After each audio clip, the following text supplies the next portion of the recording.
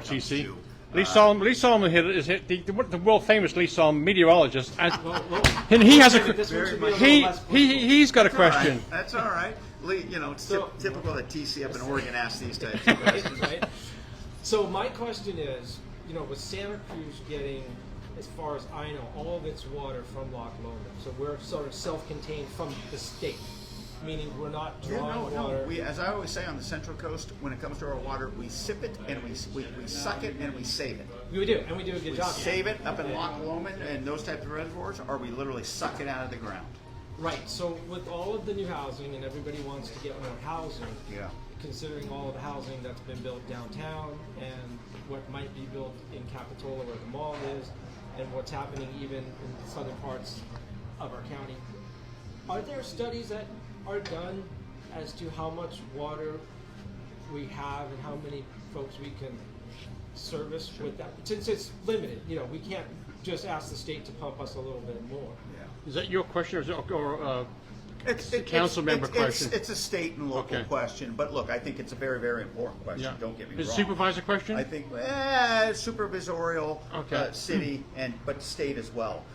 Look, I think when we talk about water resources on the Central Coast, obviously, a priority question because it's a priority issue when it comes to making sure not only do we have water, do we have room for new housing in order to have the water that supports it.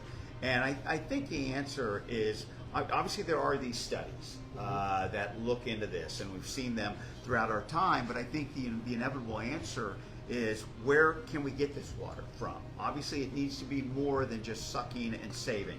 And so we have to have more eggs in our basket, is what I say, in our resource basket.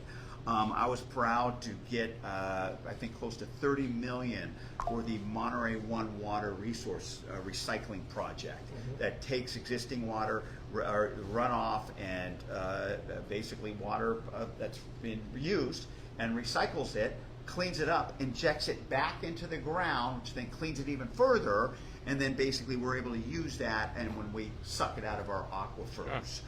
But obviously that's something, and then here we have the SoCal Water District. Yep. They have a project that I was, again, able to get a few $1 million for to support that project that, once again, re-injects water into the ground, takes it out at a subsequent time. So these are the types of projects that we can be doing to ensure not only that we have water now, but in the future, because affordable housing and more housing is something that is needed here on the Central Coast. We don't want to price people out of this area. We want to make sure that our kids actually have the opportunity to come back in this area and enjoy this area like all of us do. So look, it's not just having affordable housing, it's having the water to do it, but it's also the restrictions and the permitting at the local level. We have to do a better job streamlining that. And where the federal government comes into play for these types of projects is the power of the purse, the federal funding, like I've been able to get for Monterey One, for Soquel Creek, that I hope to continue to do if I'm in this position. Because that's kind of where the federal government has a lot of say, because locals don't want us telling them what type of water resources they can use or not use.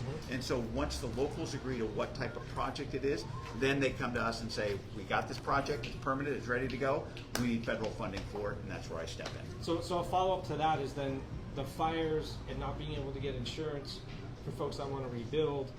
How does that work with federal, state governments? Like what kind of pressure and what options do they have? Totally. You're hitting on a lot of state issues, which I appreciate because these are important issues. They don't necessarily fall under my bailiwick, but obviously I'm hearing quite a bit when it comes to insurance and what some of these insurance companies are doing when they're literally just pulling stakes and leaving town and basically saying, we're not insuring you. And so this is an issue that I know Ricardo Lara, the state insurance commissioner, is really getting an earful about. And he's trying to come up with ways in which we can make insurance more affordable.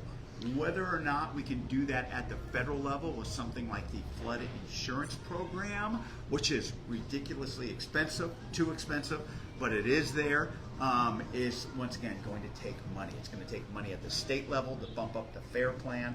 It's going to take money at the federal level. It's going to take money. If we actually have that. Now, right now, obviously, you see what we're dealing with at the federal government, the deficit at the state level. This is an issue that we now got to continue to talk about. And it's also basically making sure our private partners actually come into play as well, and making sure that the insurance companies step up and see what they can do. But the problem is, you go to the insurance companies, you say you got to provide the insurance, you know what they're going to do. They're just going to raise those rates. That's right.